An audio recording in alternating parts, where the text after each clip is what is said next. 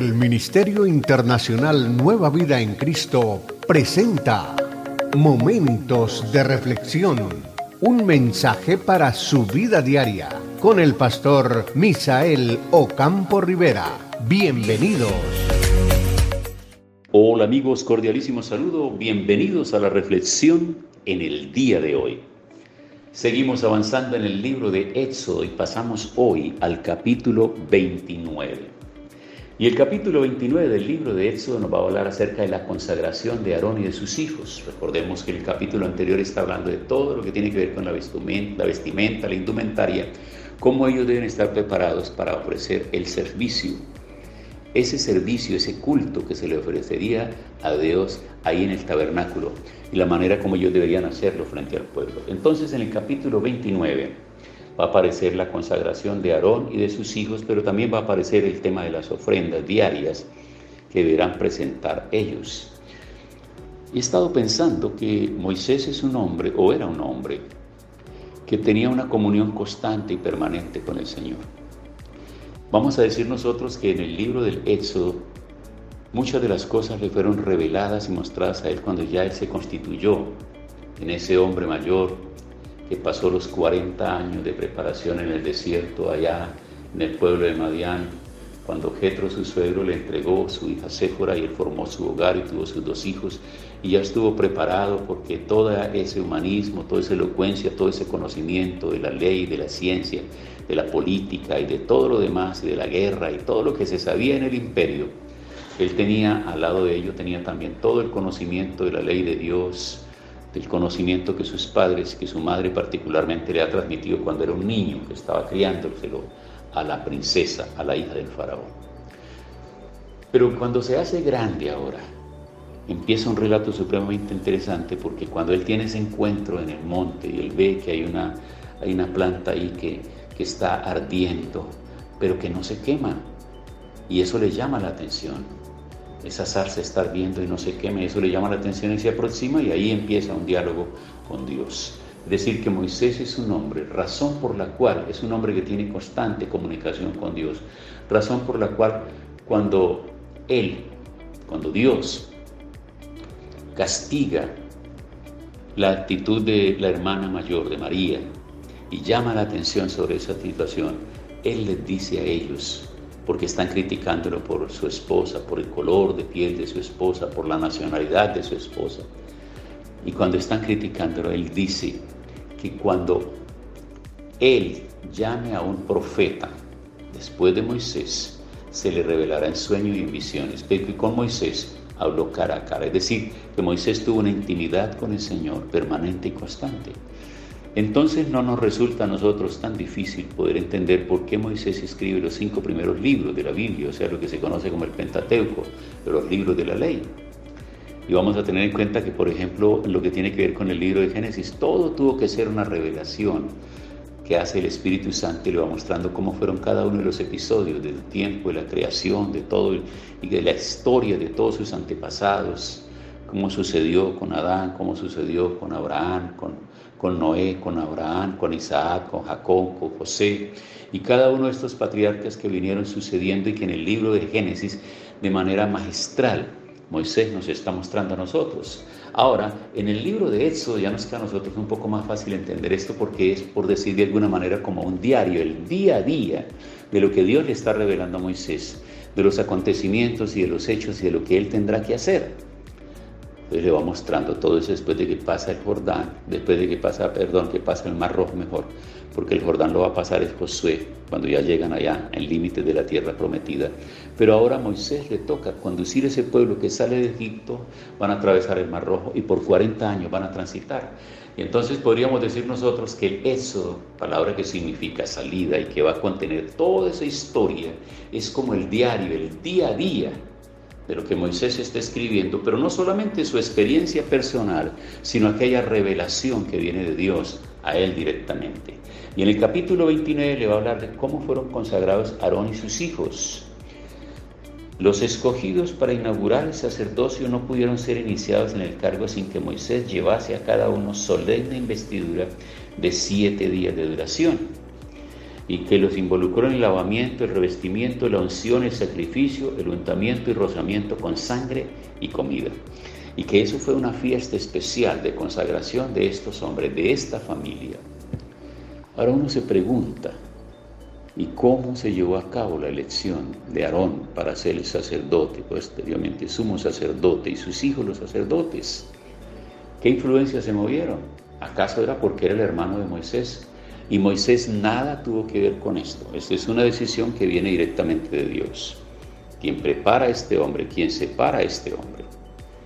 Posteriormente va a ser entregado esta labor a la tribu de Leví, los levitas, los sacerdotes que se van a constituir más adelante. Pero inicialmente viene la consagración de Aarón y de sus hijos.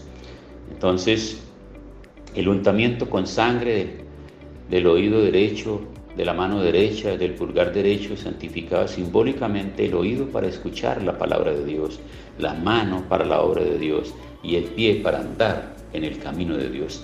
Todos eran como especie de actos proféticos que se hacían ahí, diríamos nosotros, hoy, porque está tomando sangre para untarlo en el oído derecho, pie derecho y la mano derecha. Todo está ahí, indicando que es un hombre que va a caminar rectamente, escuchando, haciendo lo que Dios le está ordenando. Y va a mencionar también una ofrenda mecida, una ofrenda elevada, una ofrenda que va a traer aquí una alegría y una bendición muy grande a ellos. También nos está hablando a nosotros que esto servirá por las generaciones. Quizá esta frase quiera ser como un recordatorio profético, la confirmación de una regla y de una larga historia para el pueblo de Israel. Historia que todavía continúa. El pueblo de Israel está ahí. El pueblo de Israel está ahí. Obviamente que este pueblo, en términos de su fe, la práctica de su fe, está dividido. Están aquellos que son mesiánicos, es decir, que creen firmemente que el Mesías ya nació, que el Mesías fue precisamente Jesús, que el Mesías prometido por los profetas del Antiguo Testamento ya llegó, ya nació, ya creció, ya ofreció su vida, su ministerio, su servicio, entregó su vida por el pecado de la humanidad. Esos no tienen ningún problema, ellos lo han entendido perfectamente. Pero hay otra parte del pueblo de Israel que todavía está esperando el Mesías. Hay otra parte del pueblo de Israel que es completamente contrario y adverso a este mensaje del advenimiento del Mesías. Para ellos el Mesías no ha nacido todavía. Jesús era cualquier hombre, cualquier maestro y cualquier profeta. Que conozcan de su historia y conozcan y todo lo demás, no lo aceptan todavía. Entonces, esa es la razón por la cual nosotros encontraremos que en las profecías que se hablan más adelante acerca de lo que sucederá en la gran tribulación, gran parte de esto lo va a experimentar el pueblo de Israel. Y el pueblo de Israel que será llamado para ser los evangelistas en la gran tribulación, y muchos de ellos van a conocer realmente el amor de Dios, van a entender y va a ser revelado esto, porque serán ellos los que mayormente van a ser perseguidos y van a morir en la gran tribulación. Recordemos que toda la vida desde la existencia del pueblo siempre ha tenido enemigos. Se han levantado momentos, tiempos duros y difíciles donde han sido sacrificados por millares y siguen todavía siendo perseguidos hoy por hoy en el tiempo presente y en el tiempo actual. Siguen siendo perseguidos en cualquier lugar, están siendo perseguidos. Entonces, por vuestras generaciones, quizá esta frase quiera ser un recordatorio profético o una confirmación de una larga historia para el pueblo de Israel. Pero también anuncia que Él habitará entre ellos. Era una cosa que Él fuese a ser el Dios de ellos y que ellos fuesen a ser su pueblo, pero que además Él quisiera habitar o levantar su tabernáculo entre ellos, una realidad muy importante en la experiencia de una nueva nación. Ellos debían comprender no solo la trascendencia de su Dios que moraba en el cielo, de los cielos, sino también la inmanencia de su Dios cuya morada estaba con ellos. Su redención de Egipto había tenido lugar en este propósito. Y también está hablando acerca del lugar del altar del incienso y el diseño para esta pieza, que la vamos a ver ya en el próximo capítulo. Nos va a mostrar a nosotros que sigue hablándonos de todo lo demás, de cada una de las partes. Entonces hace un paréntesis para hablar ahora de la vestimenta y de la ceremonia de cómo van a ser ungidos los sacerdotes y el sumo sacerdote Aarón.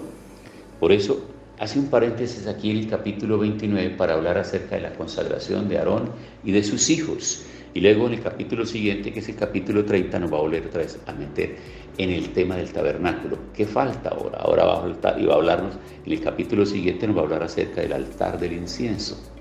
Ya en la próxima reflexión hablaremos de esto. Pero quiero que hablemos también de en este capítulo 29, del verso 38 en adelante. Esto es lo que ofrecerá sobre el altar: 2 corderos de un año cada día continuamente. Continuamente sacrificios de animales, de corderos perfectos, sin defecto alguno. Ofrecerás uno de los corderos por la mañana y el otro cordero lo ofrecerás a la caída de la tarde. Además, con cada cordero, 1/10 parte de una efa de flor de harina amasada con la 4ª parte de un hin de aceite de olivas machacadas, para la libación la 4ª parte de un hin de vino. Y ofrecerá el otro cordero a la caída de la tarde, haciendo conforme a la ofrenda de la mañana y conforme a su libación en olor grato y ofrenda encendida. Ahora, todo esto tiene que ver con enseñar al pueblo a ser un pueblo que ofrece ofrenda y que ofrece sacrificios que sean gratos delante de su Dios. Para el tiempo presente nos está exigiendo a nosotros como pueblo de Dios recordar que Él está presente entre nosotros. Hoy por hoy, en esta modernidad y en esta posmodernidad, la gente se confunde y están dedicados a su estudio, a su trabajo y a todas sus cosas, y solo se acuerdan de ofrecer culto al Señor el día domingo. Solo van el día domingo. En la semana no lo ofrecen, no se congregan, no llegan a sus lugares de reunión. Y es importante recordar esto, que Dios está con nosotros todos los días y exige de nosotros que todos los días tengamos tiempo para entrar en esa intimidad con Él. Ahora hay templos, hay lugares, hay mensajeros de esperanza que tienen celebraciones todas las noches en los templos, en lo que se llama iglesias o congregaciones. No es necesario hacerlo todas las noches en los templos, pero sí es necesario hacerlo todas las noches de manera personal, tal vez en las casas, con los hijos, con la familia, un tiempo de agradecimiento al Señor por el día que ha transcurrido y un tiempo de agradecimiento por lo que hemos recibido de Dios. Tiempo para orar. Señor, muchas gracias. Queremos cada día aprender el agradecimiento diario en el nombre de Jesús. Amén. Hemos disfrutado de un gran momento de reflexión con el pastor Misael Ocampo Rivera. Un mensaje lleno de amor, esperanza y felicidad para tu vida. Los invitamos a compartir este mensaje con sus amistades y en sus redes sociales. Búsquenos en YouTube y Facebook como Ministerio Internacional Nueva Vida en Cristo y en Instagram como @MIinternacional Nueva Vida. Momentos de reflexión.